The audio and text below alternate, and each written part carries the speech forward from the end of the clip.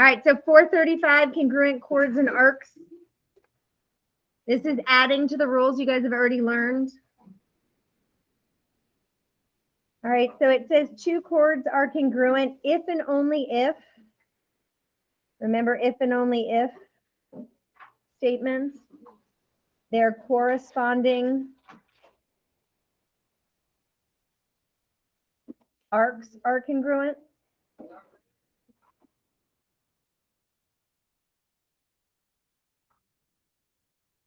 Okay, so what that's saying is that if AB is equal to CD, so AB is equal to CD, then their arcs are also going to be equal.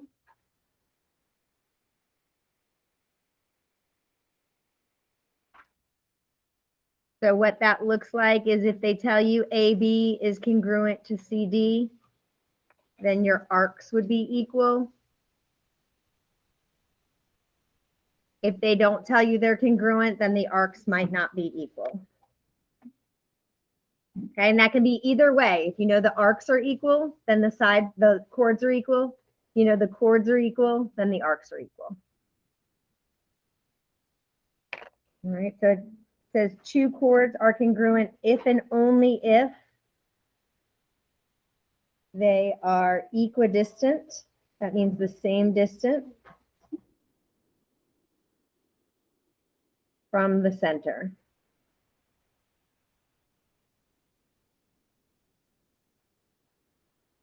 Okay, so what that would mean is that AB is equal to CD, then EF is going to be equal to EG. So that produces these chords are equal to the center.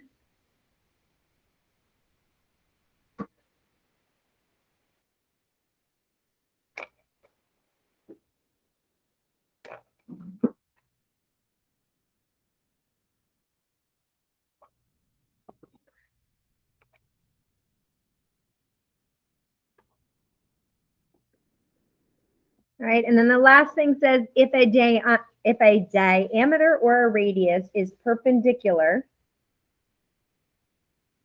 that means 90 degrees to a chord, then it bisects the chord.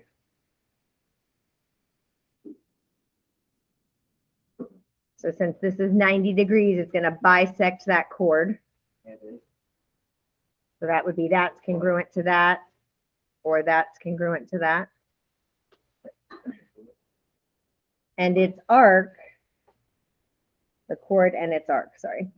So if EH is perpendicular to AB, you guys are going to wonder why you don't understand this. Then AF is going to be equal to FB. And the measure of arc AH is going to be congruent to the measure of arc AB.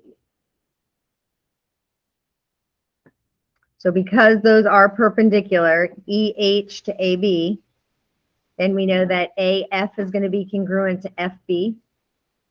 And we know that the measure of arc AH is going to be congruent to the measure of arc HB. Sorry, that's not an A, that's an H.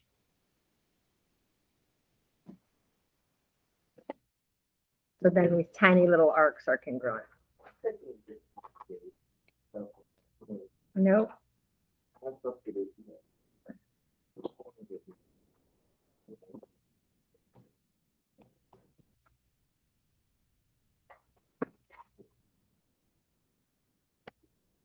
right, so we'll start with some of the easy ones once you get the notes done, and then we'll turn to the back and do some of the harder ones. Lots of little rules.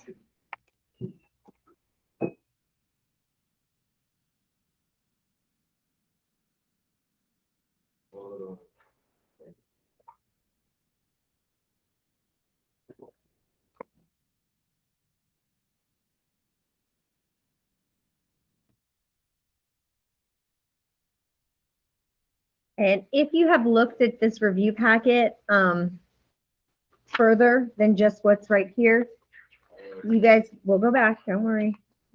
If you look, there's a summary of all the rules. So far we've done central angles,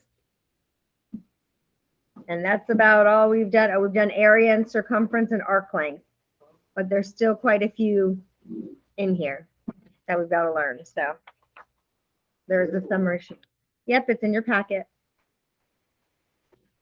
All right, so let's do a couple so we understand these properties. The first one, it shows us that these two chords are the same. So if those two chords are the same, then these two arcs are going to be equal to each other. So 115 equals 7x plus 24. They're just asking us to find x. So we get x equals 13 when we solve.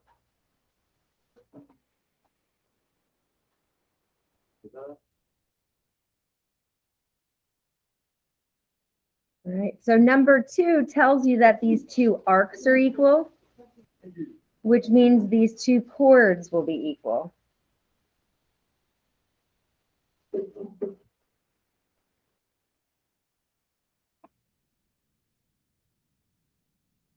So x would equal 3. Right, so 3 and 4 are just like 1 and 2. The only difference is they ask you for a segment. So you actually have to take your x and plug it back in.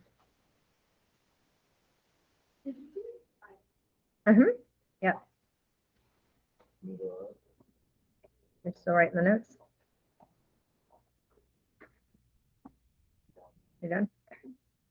All right, so for 5 and 6, a little bit more is going on.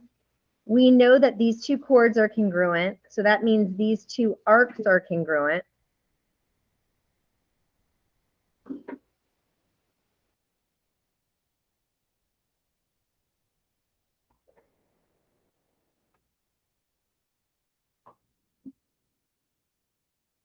Right, so because those two arcs are congruent, we can figure out what x is.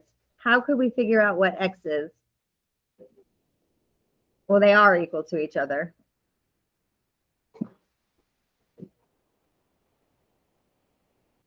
Good job, Crystal. So subtract 76 from 360, which gives us 204. And then if we divide that by 2, each segment is going to equal 102, or I'm sorry, not segment, each arc. So we would say 6x minus 20 equals 102. Yeah, that is correct. 142, I can't read. So 142. And then when we solve that, x is going to be 27. So the whole circle's 360. We're looking, you got it? Okay. So you got to take these rules and apply them. Even though they're very simple rules, you've got to be able to apply them. All right, number 6, it says that MP is equal to 5x minus 34, and PN is equal to 2x minus 4. Our rule stated that those would be equal to each other. So 5x minus 34 equals 2x minus 4. We solve that, we get x equals 10. Now it asked us what MP equals, so we would substitute that 10 back in, and we would get 16.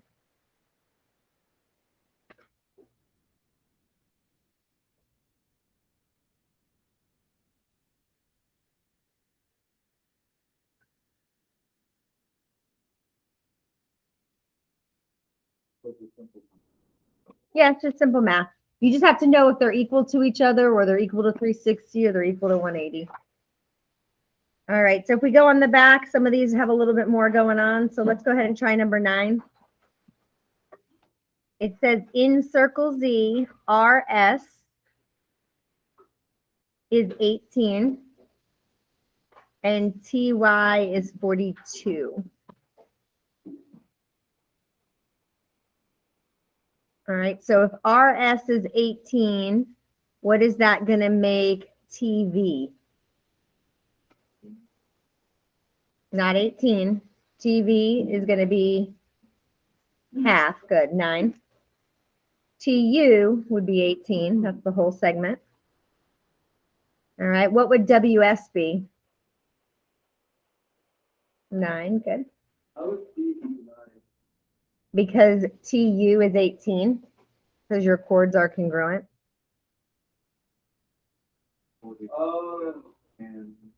So then TU is going to be 84. Yes, it is. Oh, YU. YU is 42. RS is 84. Good. So the chords are kind of easy because they break everything in half for the most part.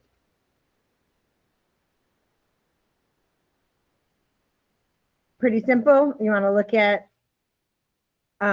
let's go ahead and look at like 13 and 14. Now, some of you had trouble on your one assignment because you used the wrong numbers. These are going to stay the same in this for both these problems, and then 15 will be the same way. All right, so find VW. So we're looking for this. Any ideas how we could find that measurement?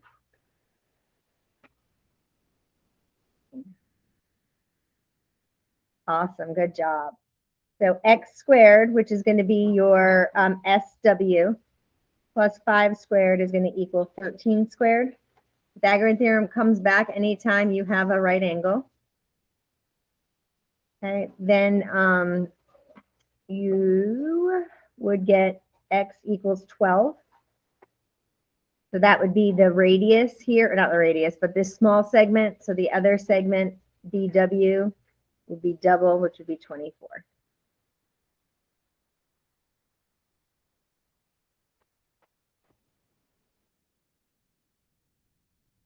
Okay, so YW is going to be this small arc here. I did the square root of 144 and got 12. I just did it quickly. I did 13 squared minus 25 squared and got 144. 13 squared minus 5 squared. It'd be 169. Because this equals x squared equals 144. So I took the square root of 144 and got 12. All right, so now we want to find YW. What did you say?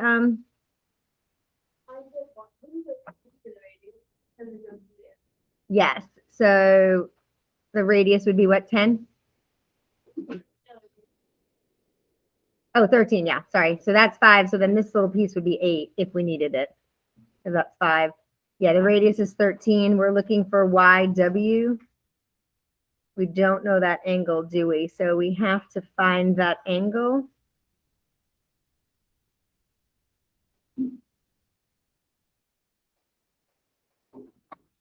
Oh, this is tricky. I wonder if anyone thought of this one. So we basically have to find this angle right here to find YW. How could we find an angle from last 2 units ago? There's a little guy. He sees the adjacent over the hypotenuse. So we're going to do the cosine inverse of 5 over 13.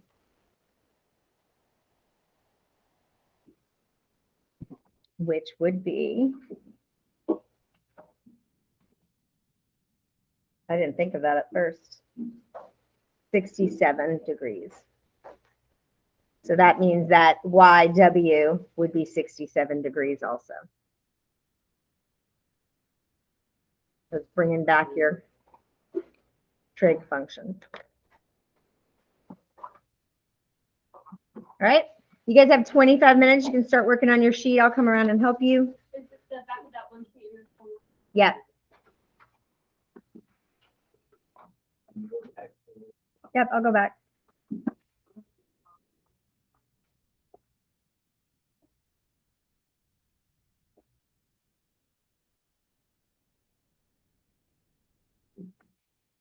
So most likely on your assignment, you will have one that you have to use Pythagorean theorem and cosine since they had it on the review.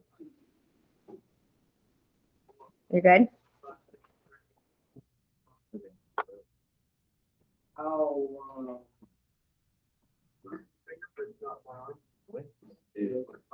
Lynn's what?